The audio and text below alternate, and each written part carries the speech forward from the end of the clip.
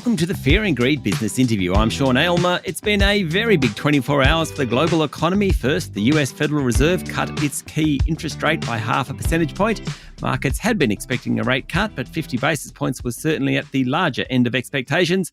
Then back home, the labour force numbers for August saw the number of people with jobs increase by 47,500, well above expectations. And all of this coming just before the Reserve Bank Board meets next week. Mousina is AMP's Deputy Chief Economist. Deanna, welcome back to Fear and Greed. Hey, Sean. Nice to be back. So let's start with the US. 50 basis points. What's that telling us about the US economy? Well, Powell was very sort of clear that he didn't want people to think that it was an emergency rate cut, that 50 basis points was not going to be the norm going forward in the meetings, that this was basically what he called a recalibration of the Fed's policy. So he again reiterated that the Fed was not behind the curve. They didn't think that they had to cut rates sooner. It was more that they're trying to get interest rates back to neutral. Most of the members agreed to the 50 basis point cuts, at least they did in the meeting. You know, they would have had a discussion beforehand, except for one member thought that it was best to cut by 25 basis points. So I think basically the Fed is just indicating that the balance of risks are now towards with a weaker labour market in particular, maybe a weaker economy, although the data in the past week certainly doesn't suggest that the US economy is softening that much, and that the risks towards higher inflation have completely dissipated because the Fed's own forecast for inflation actually stepped down from 3 months ago. Okay. Jerome Powell, the chair of the Federal Reserve, made it pretty clear that this won't be a one-off cut, though, didn't he? There will be more. So when you look at the Fed's own projections of interest rates, that doesn't mean that that's what will happen to policy, but the Fed members all indicate where they think interest rates will go. That's otherwise known as the dot plot. That median dot is indicating 2 more rate cuts before the end of this year, 2 more 25 basis point rate cuts before the end of this year. So another rate cut at each of the next 2 meetings before Christmas. And the market is pricing in about 75 basis points of rate cuts. So another 50 from here and then a 25. And then basically 1 rate cut every quarter next year. And so we get the cash rate or the Fed funds rate, I should say, to about 3.4% by the end of 2025. So I guess it's not a significantly easy cutting cycle. I'd say it's quite modest, just taking interest rates back to where the Fed sees neutral to be, which it indicates is somewhere at around 3%. Okay, notwithstanding everything you've just said, there are still fears, though, that the US economy will go into recession. And I know Jerome Powell made it very clear that, it's no panic stations here. It's just the recalibration. But there is a chance that the US will go into recession, isn't there? Well, there's always some chance, I suppose. Where is that balance of probabilities right now? I mean, even in any sort of normal cycle, you'd say that the chance of recession has to be somewhere like 10%, I think, 5 to 10%, just based on a normal economic cycle, particularly for a country like the US, which has experienced more recession than compared to somewhere like Australia, where we didn't have a recession for 30 years until the pandemic. And even then, that wasn't really a true recession, I'd say. So the probability of a US recession is probably somewhere between 40 and 50% in the next 12 months. I suppose the issues, though, are that the leading indicators, so things like the US leading index, things like the 2-year minus the 10-year bond yield, or the 2-year and the Fed funds rate, interest rate, they're all pointing to a much softer economy than the hard data indicates. So the hard data, the GDP figures, industrial production, retail volumes, business investment, those are still all holding up quite well.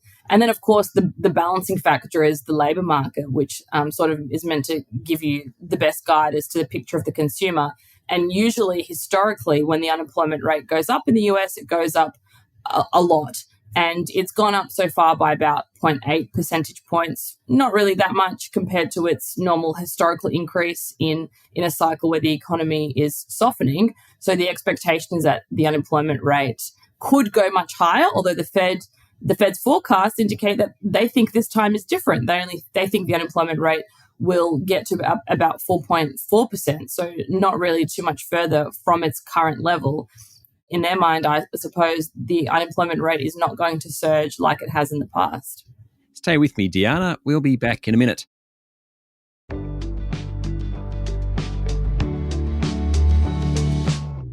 I'm speaking to AMP Deputy Chief Economist Mousina.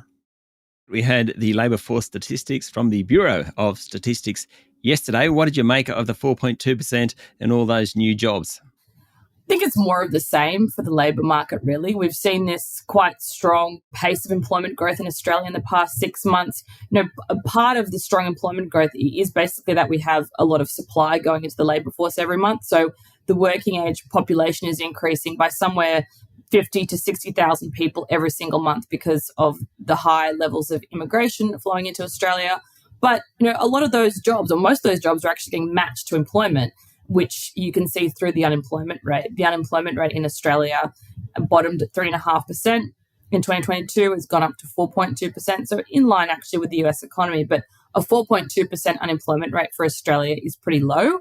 Before the pandemic, our unemployment rate was tracking at over 5%, and it was sort of hard to get it below 5%. So this is why the Reserve Bank still thinks that the labour market is not tight, but it's not loose either, and it's still probably running somewhere around those tight levels. Capacity utilisation is still high. The leading indicators have softened in line with hours worked, but we're not seeing that flow through to the labour market. I think it's still quite clear the labour market's going to soften from here based on those leading indicators, but the Reserve Bank thinks it's not really going to soften that much. Okay, and so when you're talking about the labour market being tight, that basically means that there are still inflationary pressures flowing from the labour market, and that makes it hard for the Reserve Bank to cut interest rates. Yeah, basically when the labour market is tight, it's another way of saying that demand for jobs is still exceeding the supply of jobs. And you can still see that in the job vacancies figure. So when you just plot basic jobs demand, which is employment, and job vacancies minus the supply of jobs, which is the working age population and those who are in the labour force, so employed or unemployed in the labour force, jobs demand is still outstripping that supply. Until you get to a point where those two come into equilibrium or supply starts to exceed demand, which is what's happening in the US now, that's when you really start to see a weakening in the labour market. We're just not at that point yet.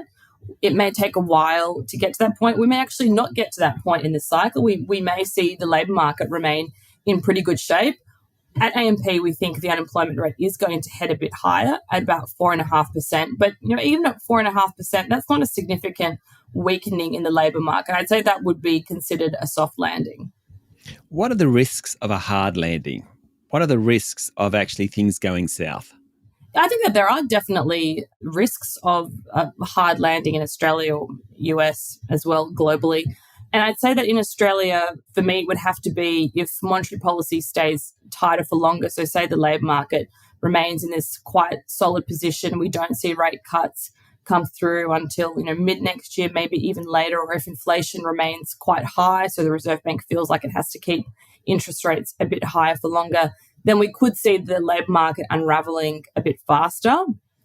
And that's probably, that's like a 40% risk, I'd say, in Australia or so. Okay. So what's it all mean for interest rates? We've seen the US Fed cut, but we don't think it's going to happen. Michelle Bullock, the Reserve Bank governor, said it's not going to happen this year, notwithstanding financial markets have priced in a cut this year. And some people, I suspect you might be one of them, wouldn't be surprised if there was a cut this year. I wouldn't be surprised by an interest rate cut in Australia, only because I think that the data is going to weaken up until Christmas and into next year too, particularly the labour market data. But I think it is quite hard to see the Reserve Bank cutting rates before the end of this year, just because I don't think that inflation's going to slow enough for their liking. On the core numbers, we're going to see good headline outcomes, but we know that those are influenced by some of the subsidies and rebates that are going on. So we really need to look at core inflation from here. It's hard to see the unemployment rate increasing, towards 5% before the end of this year. We're already at September. And the growth numbers, while they're weak, we're clearly not in recessionary territory. And around the balance of risks for the consumer, we're still seeing low mortgage arrears, low arrears in other parts of the market, like in cars or even in personal credit cards. There just doesn't seem to be a push for the Reserve Bank to cut rates right now. I think by the time we get to early next year, though, we will see further softening in core inflation, further weakening in the labour market, which will allow easier monetary policy. But of course, the Reserve Bank does not have to follow what the Fed does here. I think a lot of people are getting a bit excited, thinking we're going to get some rate cuts in Australia. Maybe we'll get a 50 basis point cut from the Reserve Bank. But it's not the case. We have seen periods of time before, in 2015, during the GFC, when the Fed was going one way with interest rates, Australia was going the other way. The RBA has to calibrate policy for the Australian economy. The US is doing its own thing. We don't need to copy the US. I think we will have an easing cycle next year, but we're probably not there yet. Deanna, thank you for talking to Fear and Greed. Thanks, Ron. It was a pleasure. That was Deanna Mousina, Deputy Chief Economist at AMP. This is a Fear and Greed business interview. Join us every morning for the full episode of Fear and Greed, daily business news for people who make their own decisions. I'm Sean Aylmer. Enjoy your day.